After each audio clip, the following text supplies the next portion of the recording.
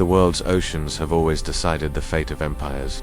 In 2026, they remain the most contested and strategically vital domain on Earth. When former U.S. President Donald Trump spoke about the United States Navy, his message was clear and unmistakable. Naval power is not optional. It is foundational to American strength, deterrence, and global leadership. His words echoed a long-standing reality: whoever controls the seas controls trade, security, and the balance of power itself. Trump's comments on the U.S. Navy were not delivered in isolation. They came at a moment when global naval competition is intensifying, when rival powers are expanding fleets, modernizing submarines, and projecting influence far beyond their shores. Against this backdrop, the U.S. Navy stands as the largest, most capable maritime force in human history, yet also one facing unprecedented operational demands. Trump's focus on warships, readiness, and sea dominance tapped directly into this strategic crossroads. For decades, the U.S. Navy has been the backbone of American global presence. From carrier strike groups patrolling distant waters to submarines operating silently beneath the surface, naval forces allow the United States to respond anywhere, anytime. Trump's remarks emphasized a central idea: without a powerful, ready, and modern Navy, American influence weakens, allies grow uncertain, and adversaries become emboldened. At its core, Trump's message was about deterrence. A Navy that is visible, technologically superior, and operationally ready prevents wars before they begin. Aircraft carriers parked off hostile coastlines, destroyers escorting vital shipping lanes, and submarines maintaining strategic deterrence send a signal that cannot be ignored. In Trump's view, naval strength is peace through power, an idea deeply rooted in American military doctrine. The U.S. Navy of 2026 operates in a vastly more complex environment than in previous generations. Sea lanes are crowded, contested, and monitored by advanced sensors. Missiles travel faster and farther. Cyber threats reach into ship systems. Space-based surveillance tracks fleet movements in real time. Trump's emphasis on readiness reflects an understanding that dominance is not guaranteed. It must be maintained every day through investment, training, and modernization. Warships are the most visible symbol of this dominance. When Trump spoke about the Navy, he frequently highlighted the importance of building and maintaining powerful fleets. Aircraft carriers, destroyers, cruisers, amphibious assault ships, and submarines are not just machines. They are instruments of national will. Each ship represents American resolve, industrial strength, and the ability to project power across oceans. Aircraft carriers remain the centerpiece of naval dominance. These floating air bases allow the United States to launch air operations without relying on foreign soil. Trump repeatedly pointed to carriers as proof of American reach, noting that no other nation operates them at the same scale or capability. In 2026, U.S. carriers deploy with advanced aircraft, integrated missile defenses, and escort ships forming layered protection that few adversaries could challenge directly. Destroyers and cruisers form the backbone of fleet defense and offense. Equipped with advanced radar systems and vertical launch cells, these ships defend carriers from missile threats while also striking targets hundreds of miles away. Trump's focus on warships often included these vessels, recognizing their role as multi-mission platforms capable of air defense, surface warfare, anti-submarine operations, and land attack. Submarines, however, are where American naval dominance becomes most absolute. Operating unseen, nuclear-powered submarines provide intelligence, deterrence, and strike capabilities without revealing their position. Trump's statements on military strength consistently highlighted the importance of undersea superiority. Understanding that control beneath the waves is just as critical as dominance above them. Readiness is the invisible force behind these platforms. Ships mean little if crews are not trained, systems are not maintained, and supply chains are not secure. Trump's concern for readiness reflected real operational challenges facing the Navy. Years of high operational tempo have stretched sailors and equipment. Deployments have grown longer. Maintenance backlogs have increased. In Trump's view, addressing readiness is not a luxury, it is a strategic necessity. Training is central to readiness. Sailors must be prepared for high-intensity conflict, not just routine patrols. Complex exercises, live-fire drills, and joint operations with allies ensure that crews can respond under pressure. Trump's emphasis on a strong military often translated into calls for more realistic training environments, ensuring that the Navy remains combat-ready rather than simply present. Logistics is another pillar of readiness. The ability to fuel, arm, repair, and resupply ships across the globe is what allows sustained naval operations.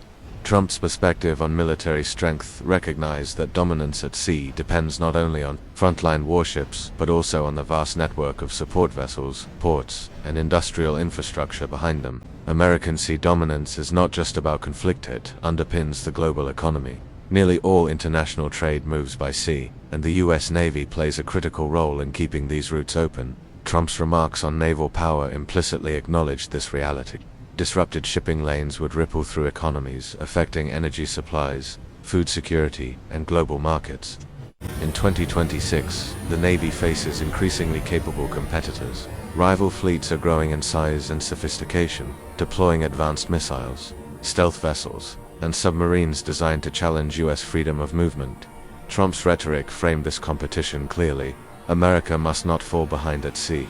History shows that naval decline often precedes strategic decline. Alliances amplify American naval power. When Trump spoke about the military, he often emphasized burden sharing and strength among allies. In naval terms, this means joint patrols, combined exercises, and interoperability. The U.S. Navy does not operate alone. It leads coalitions, setting standards and coordinating maritime security across regions. Sea dominance also extends into new domains. Modern warships are connected to cyber networks and space-based systems. Trump's focus on military modernization included an understanding that naval power now depends on secure communications, satellite navigation, and cyber resilience. A ship today is as much a digital platform as a physical one. The sailors themselves are the heart of the Navy. Trump frequently spoke about the men and women who serve, framing them as the backbone of American strength. Life at sea is demanding, requiring discipline, resilience, and professionalism. In an era of constant deployment, maintaining morale and retention has become as important as acquiring new ships. Trump's comments on the Navy were ultimately about choices. A nation that invests in its fleet invests in stability, deterrence, and leadership. A nation that neglects it risks uncertainty and vulnerability. His message resonated because it aligned with a fundamental truth of geopolitics. Control of the seas shapes the world order. As global tensions rise and maritime competition intensifies, the U.S. Navy remains America's most visible symbol of power abroad. Trump's focus on warships readiness and sea dominance reflects a broader strategic debate: how the United States maintains its edge.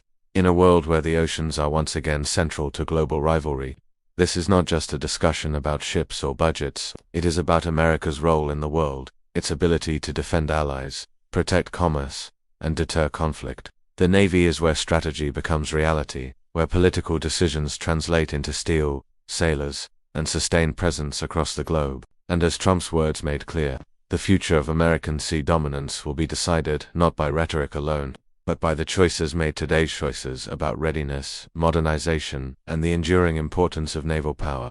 As the United States Navy advances into 2026, the strategic environment surrounding America's maritime power has grown more intense, more complex, and far more unforgiving than at any point since the Cold War. The oceans, once dominated almost exclusively by U.S. carrier strike groups and allied fleets, are now increasingly contested by rising naval powers determined to challenge American supremacy. Donald Trump's emphasis on warships, readiness, and sea dominance reflected a growing awareness that naval superiority is no longer automatic. It must be defended through strength, modernization, and resolve.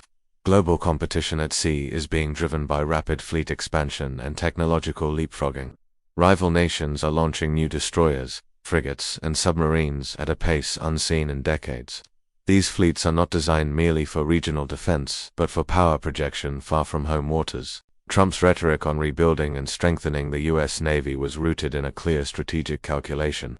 A nation that allows competitors to close the naval gap risks losing its ability to shape global events. Aircraft carriers remain the most visible symbol of American sea power, but their role has evolved. In 2026, carriers are no longer just floating airfields, they are command centers integrated into a vast network spanning space, cyber, air, and undersea domains. Trump's repeated references to carriers as symbols of strength underscored their political and military value. A carrier strike group arriving offshore sends a message that no diplomatic statement ever could. America is present, capable, and prepared to act. Yet the threats facing carriers have multiplied. Long-range anti-ship missiles, hypersonic weapons, and advanced surveillance systems are designed to hold large naval platforms at risk. This reality has forced the Navy to adapt. Modern carrier operations now emphasize dispersion, deception, and layered defenses.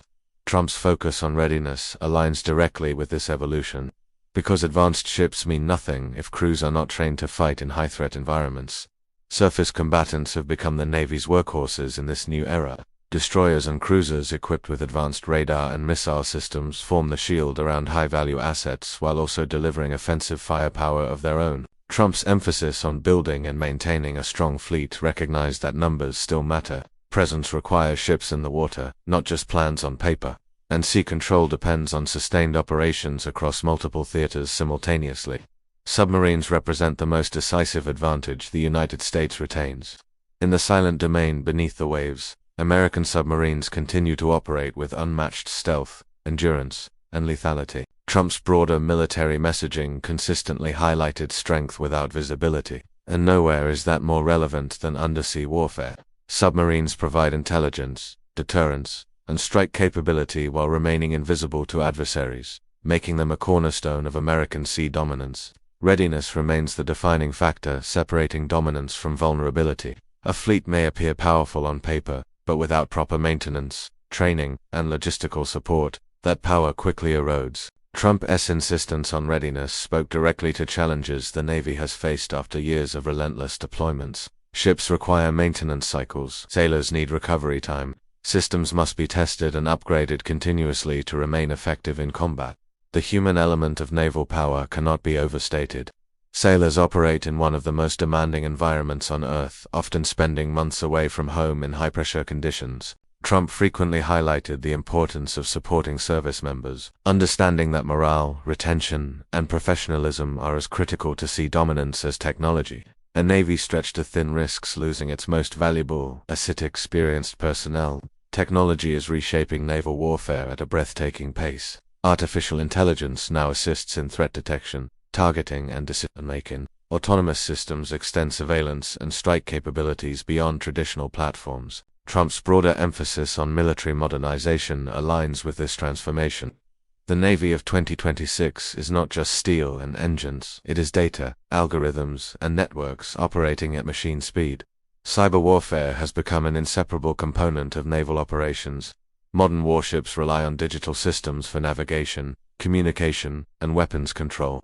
Protecting these systems from intrusion is now a core mission. Trump's focus on strength implicitly acknowledged that vulnerability in cyberspace can neutralize even the most powerful fleet if left unaddressed. Sea dominance also depends on industrial strength. Shipyards, supply chains, and defense manufacturing form the backbone of naval power. Trump often framed military strength as an extension of national industry, and the Navy illustrates this connection clearly.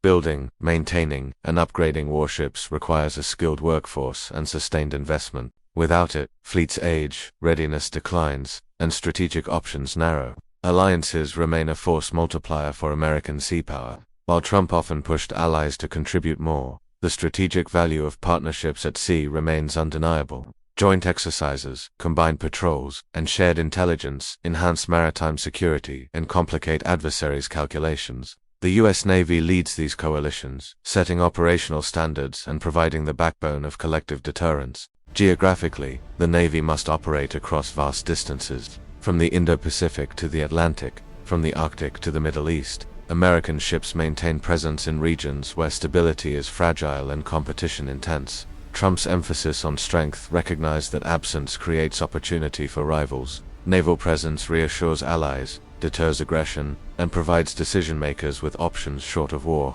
The future fleet is already taking shape. New classes of destroyers, advanced submarines, and unmanned platforms are being designed to operate in contested environments. Trump's message about rebuilding and strengthening the military resonates here. Sea dominance in the coming decades will belong to nations willing to invest ahead of the threat, not react after it materializes. Deterrence remains the Navy's most important mission. The mere presence of capable forces at sea can prevent conflict by raising the cost of aggression beyond what adversaries are willing to pay. Trump's framing of military power as a means to avoid war aligns with this principle. A strong Navy keeps peace, not through words, but through credible capability. In the end, Trump's focus on warships, readiness, and American sea dominance reflects a timeless strategic truth. Control of the seas underpins national security, economic stability, and global influence. The oceans may seem distant to everyday life, but the freedom to trade, communicate, and travel safely depends on what happens far beyond the horizon. As the U.S. Navy navigates the challenges of 2026 and beyond, its mission remains clear. It must deter conflict, defend allies, protect global commerce, and if necessary, fight and win at sea. Trump's words captured a broader debate about America's role in the world. But at its heart lies a simple reality: sea power shapes history. The future of American sea dominance will not be decided in speeches alone. It will be determined by the ships built, the sailors trained, the systems secured, and the readiness maintained every single day. In a world where oceans once again define power, the United States Navy remains the line between stability and chaos. And as long as American warships sail forward, crewed by professionals and backed by national resolve, the balance of power at sea will continue to reflect one enduring truth: the oceans still answer to strength.